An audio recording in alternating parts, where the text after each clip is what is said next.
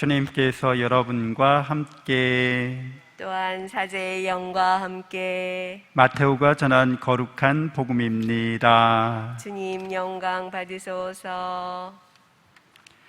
그때 예수님께서 군중을 떠나 집으로 가셨다. 그러자 제자들이 그분께 다가와 밭의 가라지 비유를 저희에게 설명해 주십시오 하고 청하였다. 예수님께서 이렇게 이르셨다. 좋은 씨를 뿌리는 이는 사람의 아들이고 밭은 세상이다. 그리고 좋은 씨는 하늘나라의 자녀들이고 가라지들은 악한 자의 자녀들이며 가라지를 뿌린 원수는 악마다. 그리고 소학대에는 세상 종말이고 일꾼들은 천사들이다. 그러므로 가라지를 거두어 불에 태우듯이 세상 종말에도 그렇게 될 것이다. 사람의 아들이 자기 천사들을 보낼 터인데 그들은 그의 나라에서 남을 죄짓게 하는 모든 자들과 불의를 저지르는 자들을 거두어 불구덩이에 던져버릴 것이다. 그러면 그들은 거기서 울며 이를 갈 것이다. 그때 의인들은 아버지의 나라에서 해처럼 빛날 것이다. 귀 있는 사람은 들어라. 주님의 말씀입니다. 그리스도님 찬미합니다.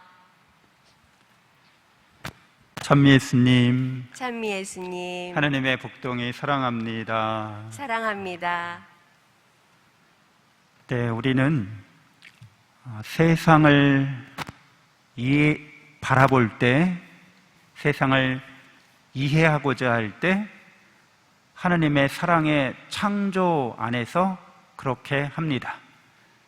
우리가 세상을 살아가면서 여러 가지 부조리하다, 모순된다, 도대체 왜 이런 일이 일어나는지 알 수 없다라는 그런 한탄을 듣게 되기도 합니다.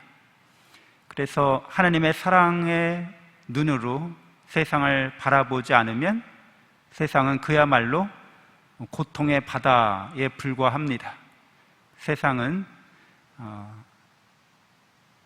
염세적인 세상이 맞는 거죠. 비관적이고 부정적이고 의미 없기 때문에 인간이라고 하는 존재는 삶의 방향과 길을 찾기 어렵게 됩니다.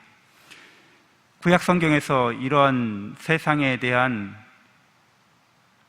그런 알 수 없는 고통에 대한 입장을 욥이 잘 드러내고 있죠. 그는 선한 사람이었고 의로운 사람이었는데도 불구하고 큰 고난과 역경에 처하게 됩니다. 그래서 욥기에서 보면 그 원인과 그 이유를 사탄에게서 들고 있죠. 사탄은 히브리어로 고발하는 자 또는 대적하는 자, 이런 의미를 갖고 있습니다. 그러니까 하느님 앞에서 우리 인간들을 고발한다는 거죠. 고소한다는 거죠. 그리고 하느님의 뜻을 대적하는 자로 나타납니다. 그런데 그런 존재도 하나님께서 자유롭게 활동하시도록 그렇게 용인하고 있습니다. 우리 같으면 그렇게 인간을 고소하거나 고발하는 존재 또는 하나님의 뜻을 대적하려고 하는 존재를 용납하지 않겠죠. 그런데 하나님께서는 그런 존재를 용납하고 계십니다. 하나님이 세상을 사랑으로 창조하셨기 때문에 하나님에 의해서 사랑으로 창조된 모든 존재들, 특별히 영적인 존재들은 다 자유의지를 지니고 있습니다. 인간 역시 자유의지를 지니고 있고 천사들도 인간보다 더 뛰어난 자유의지를 지니고 있는 것이죠. 하나님께서 사랑으로 우리에게 선물로서 그런 자유라는 고귀한 선물을 주신 것인데, 귀중한 선물을 주신 것인데 그것을 빼앗지 않으십니다. 거두지 않으십니다. 만일 하나님께서 사랑으로 창조하셨다고 말하면서 인간에게서 또는 영적인 존재들, 천사들에게서 자유의지를 빼앗아 버리시면 하느님은 사랑으로 세상을 창조하신 게 아닌 게 됩니다. 그냥 당신 말씀을 잘 들을 수밖에 없는 기계나 동물들을 창조하신 것밖에 안 되는 거죠. 하느님은 사랑으로 창조하셨다고 말할 때는 반드시 거기에는 사랑받는 대상들의 자유가 보장이 됩니다. 그러니까 사탄이라는 존재는 그렇게 하느님의 사랑을, 자기에게 베풀어진 자유라는 선물을 악용하고 있었던 거죠. 그의 책임과 그의 탓입니다. 그래서 악마는 하느님 앞에서 그렇게 못된 짓을 하고 있는 거죠. 하느님께서 그러나 자유의지를 뺏지는 않으십니다. 그래서 우리가 사탄이란 말을 신약 성경 복음에서 또 듣게 되는데, 바로 베드로에게 예수님이 하신 말씀이죠. 예수님이 십자가에 못 박혀 죽으셔야 하고 그렇게 부활하시겠다고, 그래서 하느님의 뜻을 드러내겠다고 했을 때 베드로가 펄쩍 뛰면서 반대합니다.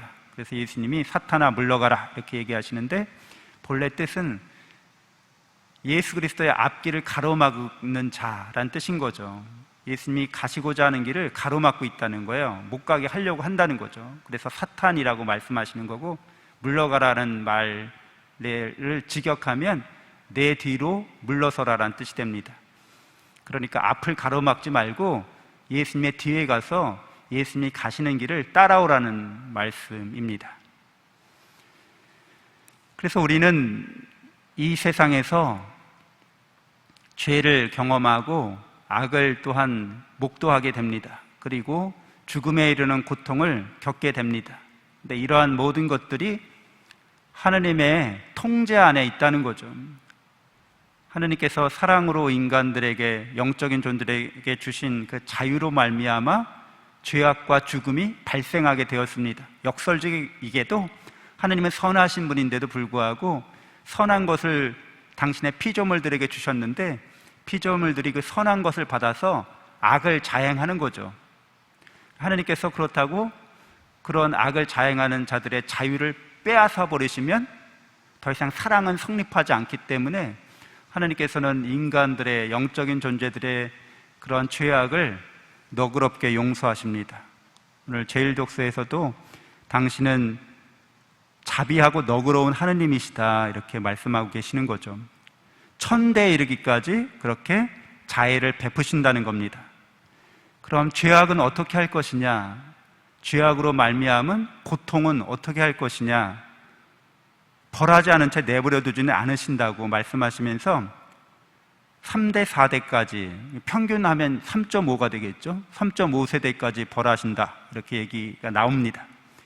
그러니까 1000대까지 너그럽고 자비로우시지만 3.5세대까지 벌하신다는 거죠.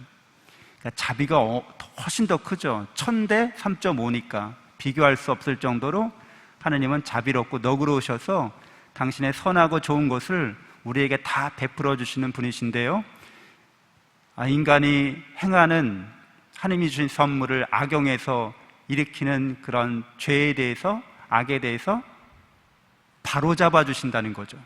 벌하신다는 것은 정의를 세우신다는 거죠. 정의를 세워서 하느님의 자비가 더 드러나도록 해주십니다. 그러니까 처벌의 목적이 개선시키고 또 회개시키고 더 하느님을 닮아갈 수 있는 길을 열어주시려고 그렇게 정의를 세우시고 징벌하신다고 말씀하십니다. 그래서 하느님은 이런 모든 죄악에 대해서 섭리하시는, 당신의 구원의 길로 이끌어 주시고자 섭리하시는 하느님으로 드러납니다. 섭리라는 말은 라틴어로 프로덴시아라고 합니다. 프로덴시아는 미리, 프로비덴시아라고 하는데요, 미리 보다라는 뜻입니다. 그러니까 인간이 저지르는, 또 악한 자들이 저지르는 모든 그런 죄에 대해서 미리 보시고 미리 거기에 맞게 우리가 자비롭고 정의로운 하느님을 만날 수 있도록 계속해서 섭리하고 계신다는 거죠. 미리미리 알아서 그렇게 계속해서 일하신다는 겁니다. 우리의 구원을 위해서. 그러니까 죄악은 하느님의 통치 아래서, 섭리 아래서 제한적으로만 잠시 있을 뿐입니다. 그것이 영원한 것이 결코 될 수 없고, 죄악과 죽음의 고통이 우리에게 하느님의 사랑과 은총을 벗어나서 따로 있을 수 있지 않게 합니다.